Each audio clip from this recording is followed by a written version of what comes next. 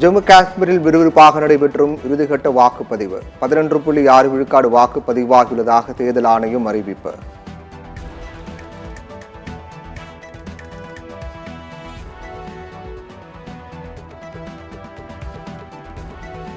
நடிகர் திலகம் சிவாஜி கணேசனின் 97வது பிறந்தநாள் விழா. சிவாஜி கணேசனின் மணி மண்டபத்தில் முதலமைச்சர் மரியாதை.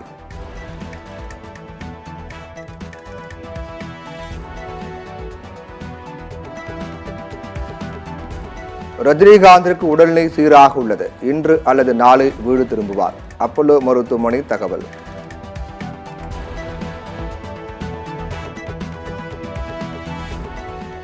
திருச்சி மாவட்டம் பழூரை சேர்ந்த திராவிடமணி சிறையிலேயே இறந்தது அதிர்ச்சி அளிப்பதாக EPS கண்டனம். திமுக ஆட்சியில் காவல் நிலைய மரணங்கள் தொடர்கதையாகிவிட்டதாகவும் குற்றச்சாட்டு.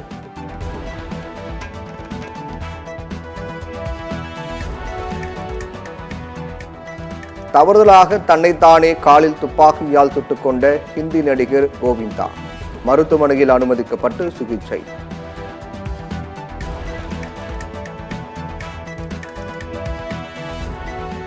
தங்கம் விலை சவரனுக்கு 240 ரூபாய் குறைந்தது. ஒரு சவரன் 56,400 ரூபாய்க்கு விற்பனை.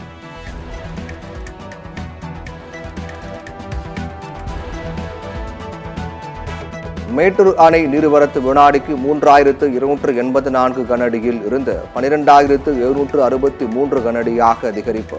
அணையின் நீர்மட்டம் தற்போதைய நிலவரப்படி 95.8 அடியாக நீடிக்கிறது.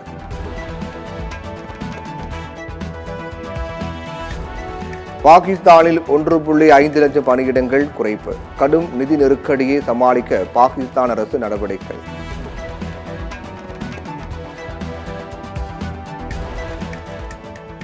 டெல்லியில் சோனம் வாங்சு தடுப்பு காவலில் வைக்கப்பட்டதால் லடாக்கில் பந்த்.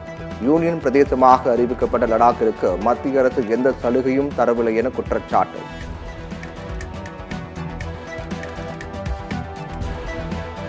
ஜம்முவில் முன்னாள் மத்திய அமைச்சர் குலாம் நபி ஆசாத் வாக்களித்தார். மக்கள் அச்சமின்றி வாக்களிக்க வலியுறுத்தல்.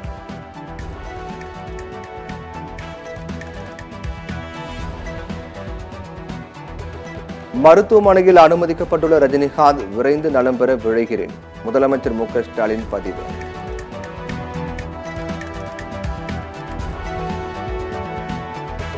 சமூக ஆர்வலர் சோனம் வாங்சு டெல்லி எல்லையில் தாக்கப்பட்டதால் பரபரப்பு. சோனம் வாங்சு தடுத்து நிறுத்தப்பட்டதற்கு ராகுல் காந்தி கண்டனம்.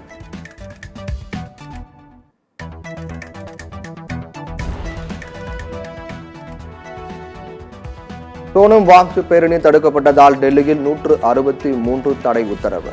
பொதுக்கூட்டம் ஊர்வலம் நடத்த தடை விதிப்பு.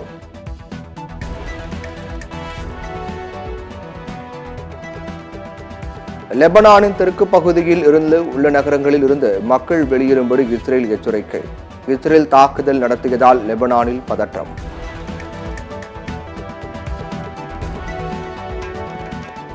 குன்னூரில் அதிகாலை நேரத்தில் தனியார் பள்ளி வளாகத்திற்குள் புகுந்த கரடியால் பரபரப்பு. காலாண்டு விடுமுறை என்பதால் பெரும் அசம்பாவிதம் தவிர்ப்பு.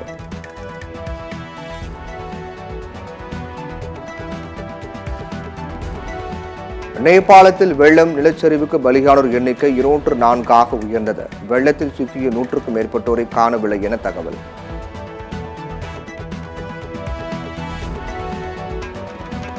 ஒகேனக்கல் காவிரி ஆற்றில் நீர்வரத்து அதிகரிப்பு. கர்நாடகாவில் மழை காரணமாக வினாடிக்கு 14,000 கனஅடி நீர்வரத்து.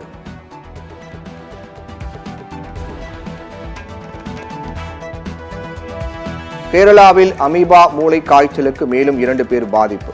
கடந்த 2 வாரங்களில் அமீபா மூளை காய்ச்சல் பாதித்த 14 பேர் மருத்துவமனையில் அனுமதி.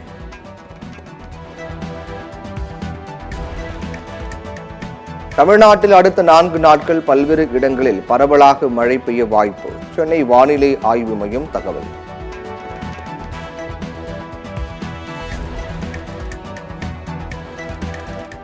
இந்தியா உள்ளிட்ட 35 நாடுகளில் இருந்து இன்று முதல் விசா இல்லாமல் இலங்கை செல்ல அனுமதி. சுற்றுலாவை மேம்படுத்த விசா இல்லாமல் 6 மாதங்கள் தங்கி இருக்கலாம் என சலுகை.